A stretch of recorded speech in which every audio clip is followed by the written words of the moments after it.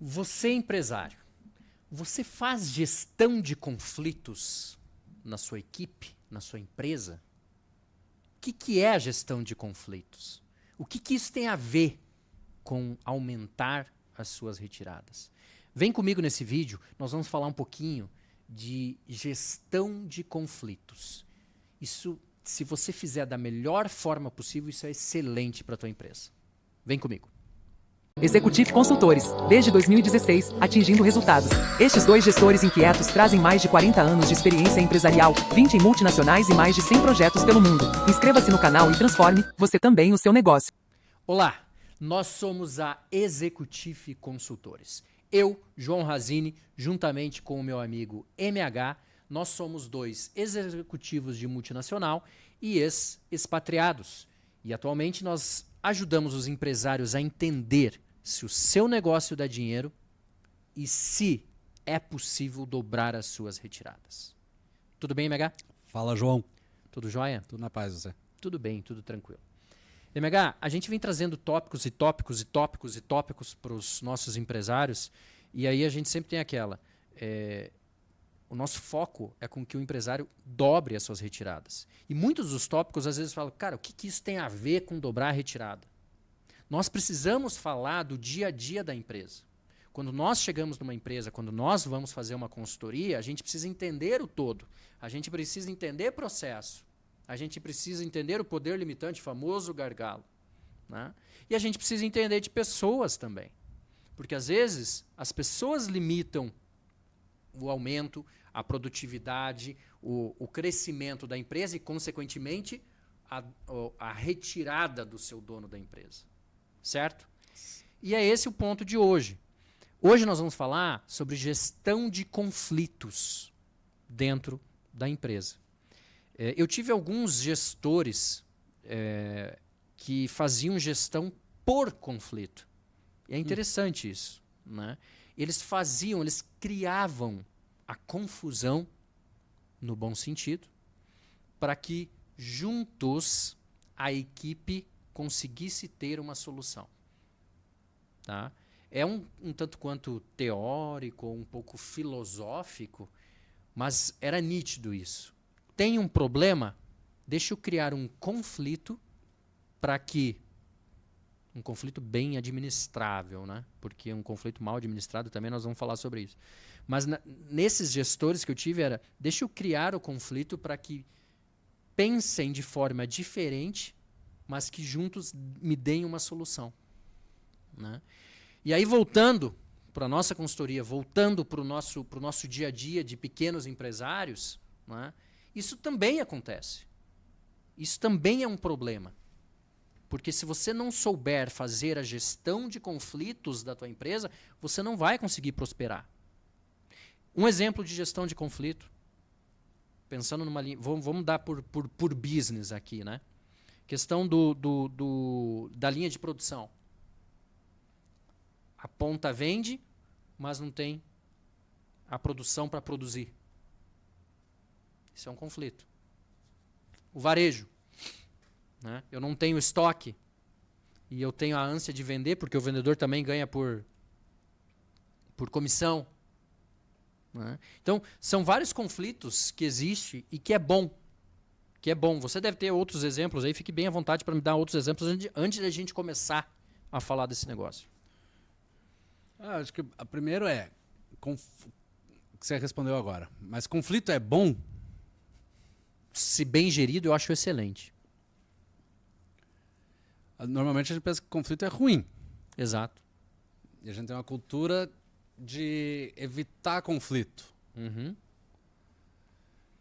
Mas o conflito calculado, digamos, é bom.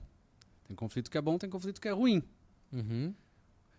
Qual que é o conflito bom? Se você tem papéis e responsabilidades claras e metas claras. Você que ocupa um determinado cargo em determinada empresa. E a outra pessoa também tem isto claro. E eles, em algum momento, entram em conflito, que vai acontecer, porque cada um deles está puxando a sardinha para o seu lado, com o objetivo de cumprir a sua meta, etc, etc. Esse é o objetivo calculado, se as metas e os papéis foram colocados de uma forma lógica. Esse é o conflito calculado. Calculado. Então, ou calculado ou esperado. Uhum. Talvez nunca aconteça. Né? Não é calculado que você está fazendo ali para eles entrarem. Não, não, não. Talvez esperado. Exato. Né? Você Isso sabe aí. que aquilo pode acontecer. E aí, qual que é a solução para esse conflito? Bom, aí depende da situação, etc. Mas esse é esperado. Então, se eles estão atuando dentro do interesse da sua função e se as metas dele foram colocadas ali de uma forma clara que se ele cumprir essas metas bem, o todo também vai ganhar, então ele está fazendo o seu papel. E se a outra parte também está com a mesma mentalidade, então conflito bom. E aí, talvez eles se resolvam, talvez eles não se resolvam, e aí o gestor acima Aí é vai resolver. necessário a liderança. Exatamente. Aí entra a liderança. Qual que é o conflito ruim? É aquele que não está dentro desse universo. É conflito de vaidade, conflito de ego, disso, daquilo, de fofoca, isso aí não precisa nem falar, isso é horrível. Às vezes os conflitos eles estão mascarados como se fossem produtivos, Uhum. mas eles não, as metas talvez tenham sido colocadas de uma forma não apropriada, que se a peça A cumprir sua meta, ela não está contribuindo para o todo. E a peça B também, ele tem metas que não contribuem para o todo. Aí fica cada um puxando a sardinha para o seu lado, mas aquilo não está sendo produtivo, porque mesmo se um lado ganhar, se o outro lado ganhar, o todo vai perder ou não vai ganhar. Uhum. Então foi só um conflito que desgastou. Perfeito. Então, assim, o que você me passou até agora, tá? Você me passou duas visões de empresas. A empresa estruturada. Estruturada em que sentido? Com papéis, responsabilidades, todo mundo, todo funcionário, todo colaborador ciente do que precisa ser feito em sua área, mas também conhecendo o todo. O que é conhecendo o todo? É sabendo aonde a empresa quer chegar. E aí você falou, João, a partir do momento que essa empresa, esse primeiro exemplo desta empresa, que eu chamei de empresa estruturada, né? Todos estão cientes, todos sabem e ocorre os conflitos, são os conflitos calculáveis. Que sim, eles são bons para a empresa. Porque, afinal, todos vão chegar naquele objetivo. No meio do processo de chegar no objetivo, tem esses conflitos. E aí cabe o líder saber gerenciar isso. E aí você foi para o outro extremo, que eu vou chamar de empresa não estruturada. Que é o quê? Eu só sei o que eu faço, não sei o que o outro faz. E o que eu faço ainda, eu não sei se eu faço certo. E eu nem sei qual que é a minha meta. Exato. E para você, empresário que está me olhando agora e falando, isso é impossível, isso acontece. Isso a gente vê no nosso dia a dia. Esse é o Tá? padrão. Esse é o padrão. Tá? Então, eu não estou falando de grandes corporações. Por mais que tenha muito disso em grandes corporações, mas não estou nem entrando nesse mérito. Nós viemos de grandes corporações, nós já fomos executivos de multinacional, nós sabemos o que nós estamos falando, mas eu não estou nem entrando nesse mérito. Estou entrando no dia a dia do brasileiro. Estou entrando no dia a dia das empresas, seja ela muita da pequena e média empresa aí que nós estamos falando. Então nós temos essas duas visões. Né? E aí, se você olhar algo em comum para essas duas visões, é o seguinte: eu não diria que é algo em comum, mas assim, talvez eu consiga resumir isso como comunicação. E tem um episódio que eu falei de comunicação é uma arte, que eu falei que é uma frase minha, enfim, mas tudo se resume, nesse caso, à comunicação. Viralizou aquela tua fala. Viralizou. Então, a empresa estruturada que eu chamei, se você olhar o que eu coloquei aqui, é uma comunicação clara. E eu tinha um gestor, e eu vou falar a frase dele aqui, eu não vou falar o nome dele, mas ele vai dar risada agora. Ele sempre olhava para mim e fala, a verdade com amor. Me fale a verdade com amor. Então, a comunicação, a empresa estruturada, que eu dei o exemplo, que daí cria o conflito, mas é o conflito calculado ou gerenciável, a base dela é uma comunicação clara.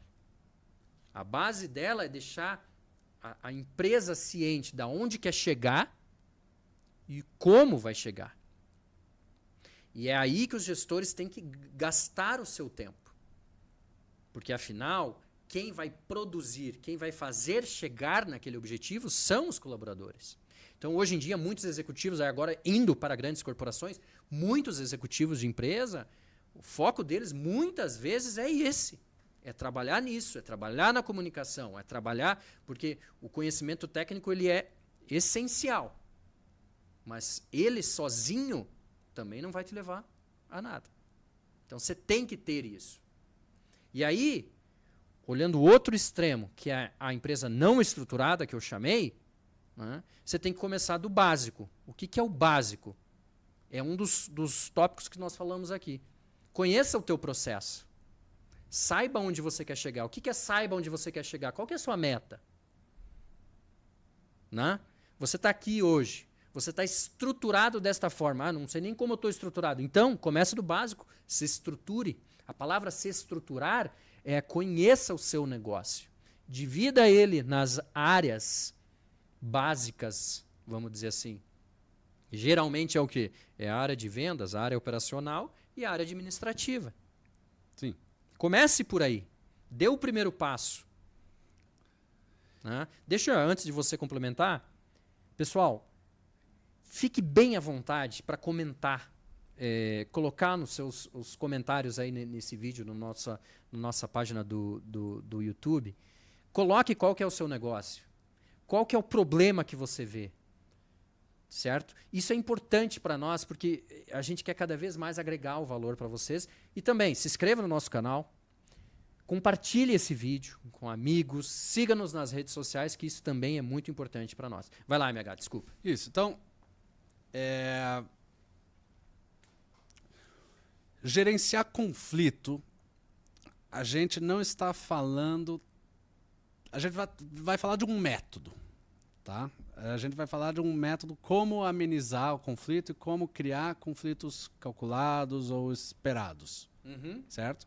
E não vamos falar tanto da parte empática que isso exige, né? Da inteligência emocional que isso exige, porque isso vai de pessoa para pessoa. Alguns navegam muito melhor do que outros nesse sentido. Mas o método é o método. Então o método é um norte. Então a gente está aqui para falar do método. Ok. Então, vamos supor o seguinte. Você falou das 3 áreas. Tá? As 3 áreas. Toda empresa precisa de alguém que faça alguma coisa e alguém que venda alguma coisa. Às vezes você tem uma pessoa só que faz e vende. Mas a gente está falando de uma empresa com pelo menos 2 pessoas. Alguém que faz e alguém que vende, né? Aí vamos dizer que essa empresa cresceu um pouquinho, aí você precisa de alguém que faz a parte burocrática. Emite nota. Administrativa, que a gente chama. Paga as contas, etc. Então você tem 3 pessoas. Aí digamos que cresceu um pouquinho, aí você tem um gerente geral. Aí esse gerente geral, se ele administrar bem essas 3 pessoas, ele vai ter papéis, responsabilidades e metas e incentivos alinhados com o interesse do todo. Não adianta eu falar para o cara de vendas vender o máximo possível e o cara de produção produzir o máximo possível, porque eles vão brigar. E isso não necessariamente está alinhado com o interesse da empresa. Um exemplo disso é que se o cara que produz o máximo possível não tiver mercado, se o cara não tiver quem vende não estiver vendendo, você só está produzindo custo. Então você não está tendo lucro. Certo? Então não adianta você falar, faça o máximo que você puder aqui e você o máximo que você puder ali. Aí você não está gerenciando um fluxo de trabalho. Você só está dando né, ordenando Aham. para que as pessoas trabalhem mais e melhor. Mas isso não é produtivo, Uhum. é ineficiente. Tá. Uhum. Então, agora, se você tem metas claras e papéis e responsabilidades claras, você entende o papel de cada um no resultado total, aí você faz metas alinhadas e o gestor diretamente acima, no caso dessa empresa que a gente criou agora com 4 pessoas, ele gerencia esses conflitos. Digamos que essa empresa cresceu e ela não tem mais 4 pessoas, ela tem 100 pessoas. Ela só vai crescer para baixo. Você continua tendo esses 3 líderes aqui, o gerente geral, e aí, o trabalho de cada um desses aqui, como aumentou tanto a empresa, cresceu para baixo. Só que você continua tendo essa estrutura com 3. E aí, como criar metas que, ao mesmo tempo, incentive a pessoa a fazer o melhor trabalho possível e que esse melhor trabalho possível contribua para o todo, para que ela não esteja gerando desperdício Aham. e conflitos desnecessários também. Aí que é o pulo do gato. Então, a forma como a gente acha que isso acha no caso de ter implementado isso algumas vezes, ver que funciona bem, você tem uma espécie de híbrido nos incentivos monetários e nas metas. Então, e as metas primeiro, para que você ganhe sua